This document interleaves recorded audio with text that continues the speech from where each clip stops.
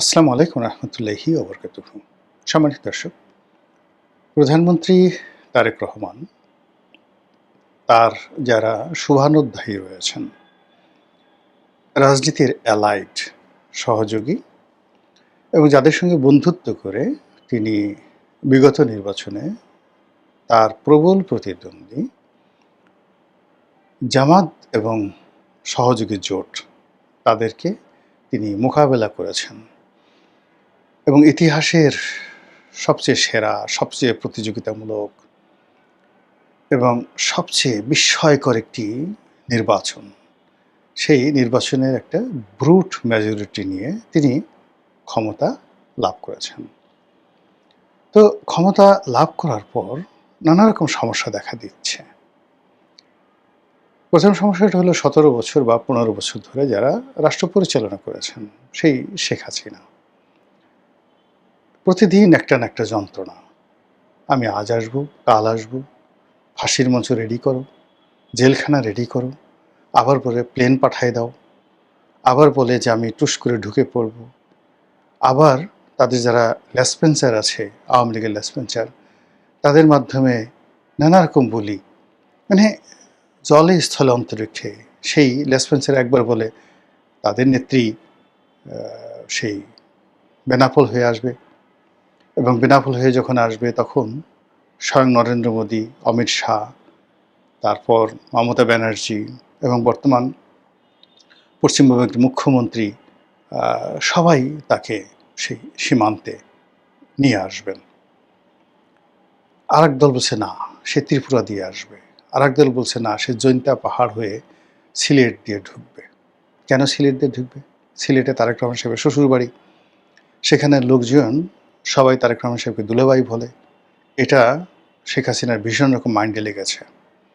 কাজেই সে সিলেট দিয়ে ঢুকে দেখাবে যে দুলাভাইয়ের জনসমর্থন বেশি নাকি আপার জনসমর্থন বেশি।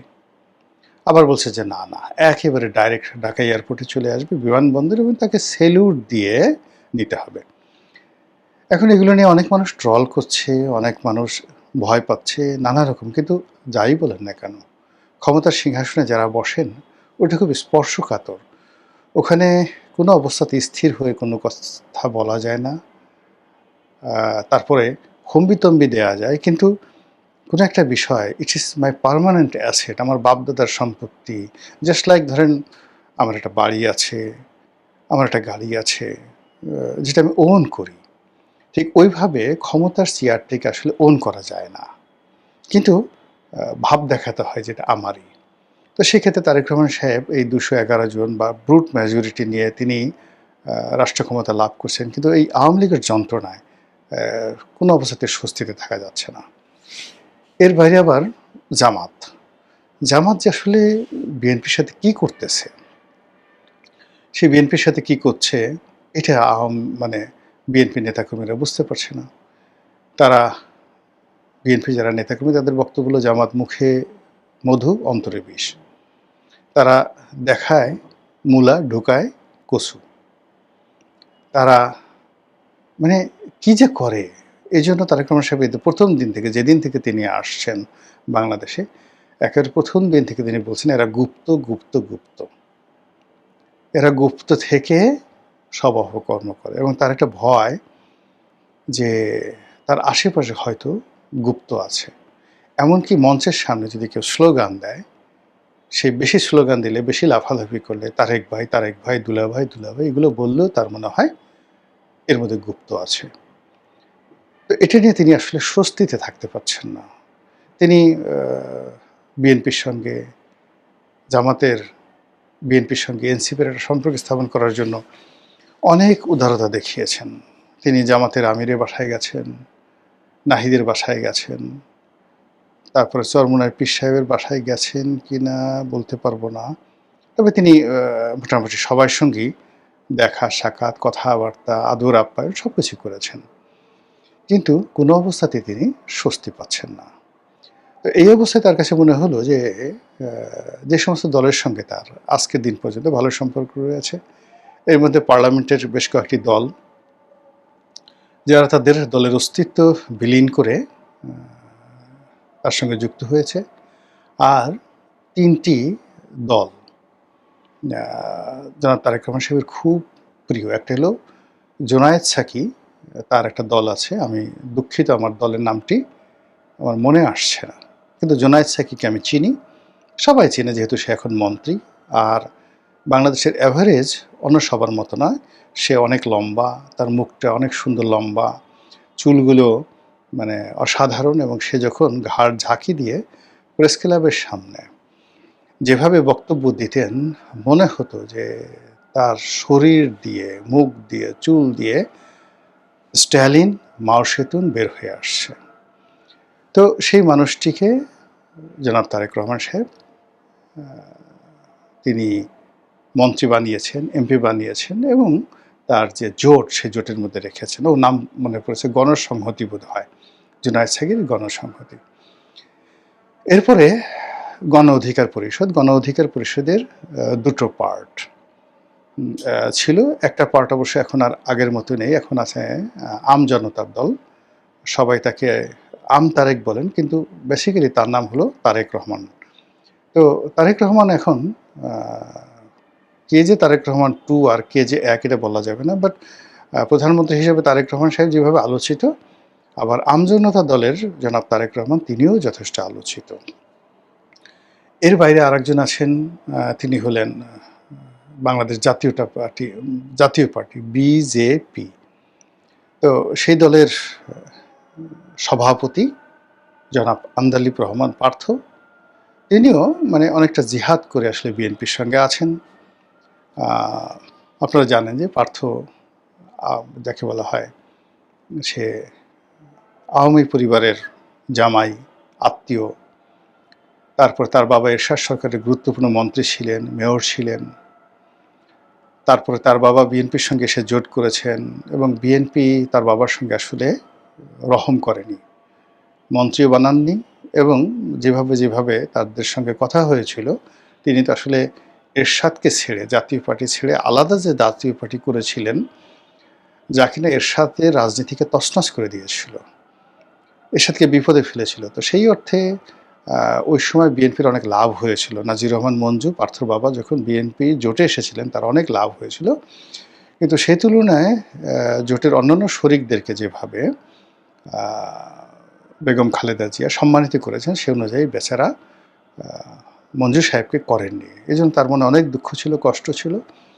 তো সেই কষ্ট বুকে চেপে জনাব আন্দালিব রহমান পার্থ, তিনি বিএনপির সঙ্গে ছিলেন এবং এখনও আছেন, এবং তিনি তারেক রহমান সাহেবের অ্যাজ এ ভ্যানগার্ড হিসেবে ধরে নেওয়া হয় যে পার্লামেন্টের ভিতরে এবং বাইরে যদি 1 নম্বরে কেউ তারেক রহমান সাহেবকে রিপ্রেজেন্ট করেন, তিনি সালাউদ্দিন সাহেব।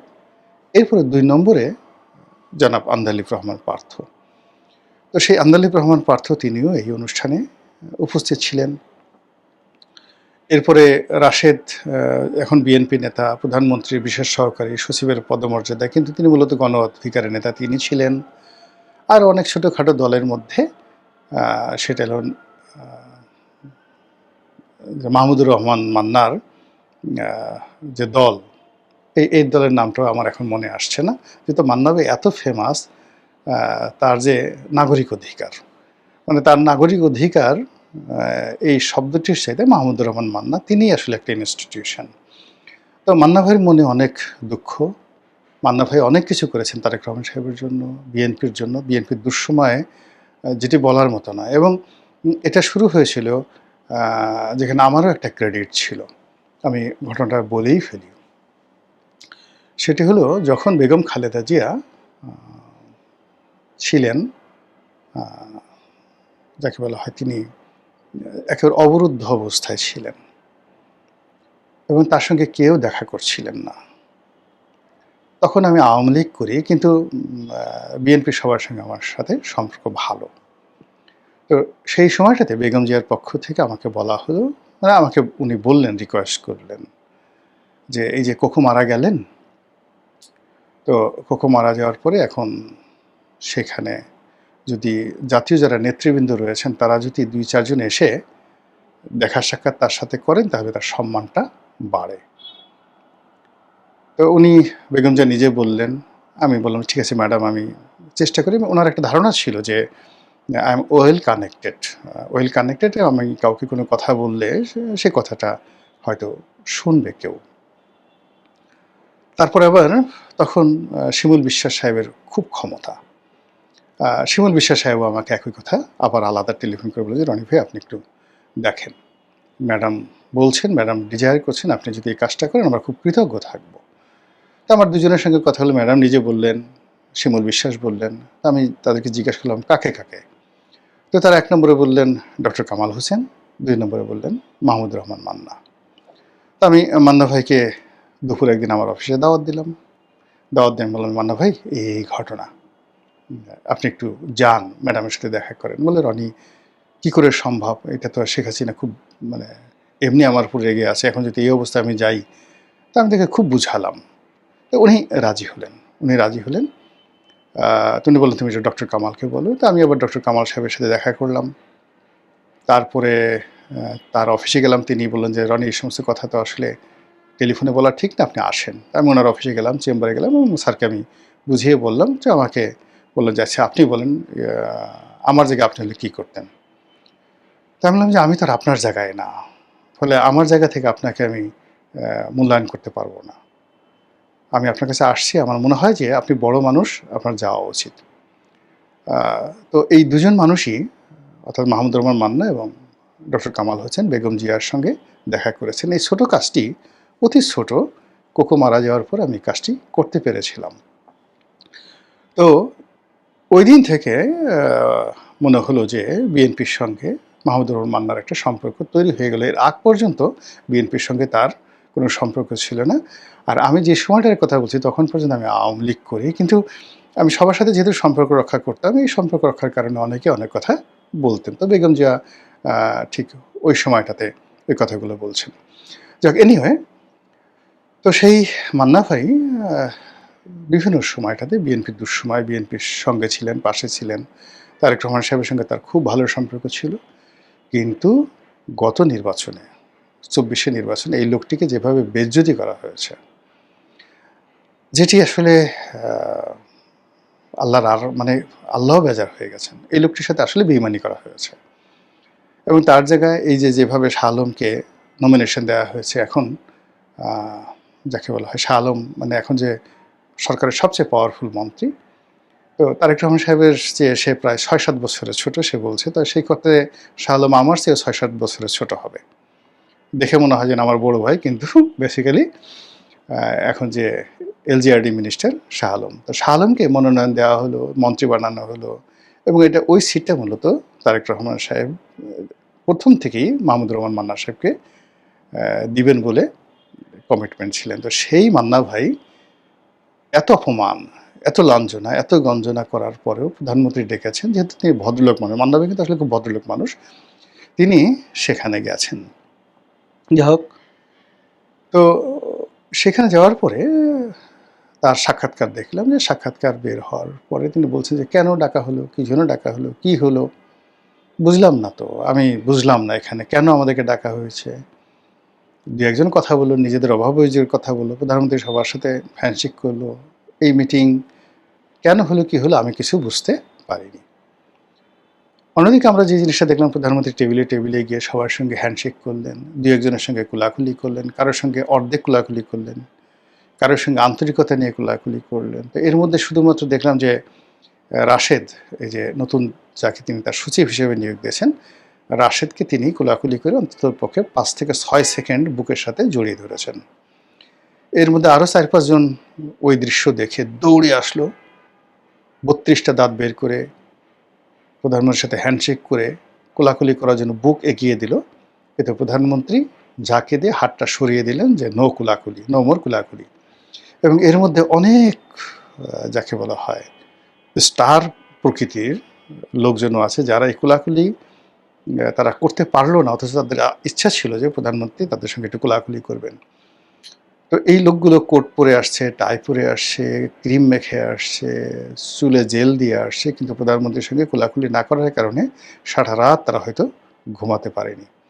তো এইভাবে অনুষ্ঠান শেষ হলো। শেষ হওয়ার পরে অনুষ্ঠানের যে মেনু, সেই মেনু নিয়েও কথাবার্তা হলে সবাই বলল যে না, এখানে সেই ১৫০ টাকার খাবার খাইয়েছে, দেখো আমাদের প্রধানমন্ত্রী কত কত ভালো। এখন আমাদের যে প্রশ্ন সেটা হলো, কেন এই বৈঠকটা হলো, এটা রিজনটা কি? আওয়ামী লীগের যারা লেসপেন্সার রয়েছে তাদের বক্তব্য হলো যে আওয়ামী লীগের ভয়ে, শেখ হাসিনার ভয়ে মূলত এই ধরনের অনুষ্ঠান করা হয়েছে। এখন আওয়ামী লীগের মতো সংগঠন, তাদের সাথে আসলে ফাইটটা করতে হবে বিএনপিকেই। এমনকি এই ফাইটে জামাতকেও তারা কাছে পাবে না। আর সেখানে গণ অধিকার, আমজনতা, তারপরে গণসংহতি, নাগরিক অধিকার, মানে তাদের এক একজনকে যদি বলা হয় ৫০ জন করে লোক নিয়ে আসেন, তাদের জন্য আসলে খুব কষ্ট হবে। ৫০ জন করে লোক এনে সকাল থেকে সন্ধ্যা পর্যন্ত দাঁড়া করিয়ে রাখতে, তাহলে কি হলো যে যে তার কাছে যে ৫ থেকে ৬টি পার্টির, এখানে আমি নাম বললাম, তো ৬টি পার্টির ৫০ জন করে যদি লোক আনতে হয় তাহলে ৩০০ লোক আসবে। আবার এই ৩০০ লোক আলাদা আলাদা দাঁড়াতে হবে, পাশাপাশি দাঁড়ালে সংঘাত হয়ে যেতে পারে। তো এইরকম একটি অনুষ্ঠান প্রধানমন্ত্রী আয়োজন করলেন। রাষ্ট্রীয় খরচে, যদিও বেশি খরচ যায় নাই, পার পিস বা পার হেড ১৫০ টাকা করে খরচ গেছে বলে বলা হয়েছে। কিন্তু হোয়াট এভার মেবি, প্রধানমন্ত্রীর এরকম একটা অনুষ্ঠান যমুনার মতো একটা জায়গাতে আয়োজন করতে, ডেকোরেশন করতে প্রধানমন্ত্রী যে সময় দিয়েছেন, সেই সময়ের মূল্য ধরলে এটা তো হাজার কোটি টাকার এই অনুষ্ঠানের যে ব্যয়, এসএসএফ ছিল, সিকিউরিটি ছিল, সব মিলিয়ে বিশাল একটা ব্যয়। এগুলোর রাজনৈতিক বেনিফিটটা কী হলো, আর কেন করা হলো? আর এইটা করার ফলে আসলে কি গুপ্ত শক্তি, জামাত বা বিএনপি এই ধরনের বৈঠক করার পর, গুপ্ত শক্তি বলতে জামাত এবং বিএনপির অপোনেন্ট আওয়ামী লীগ, তারা কি খুব ভয় পেয়ে যাবে, থরথরে করে কাঁপবে, নাকি ওই যে যাত্রাখানে যেভাবে হাসি দেয়, জোরে জোরে মুখ হা হা হা করে হাসি দেয় যে পারলে কিছু কর, সেভাবে তারা হাসি দিবে? আল্লাহই জানে। মহান আল্লাহ আমাদের সবাইকে হেদায়েত দান করুন এবং হেফাজত করুন। আসসালামু আলাইকুম রহমতুল্লাহি ওয়া বারাকাতুহু।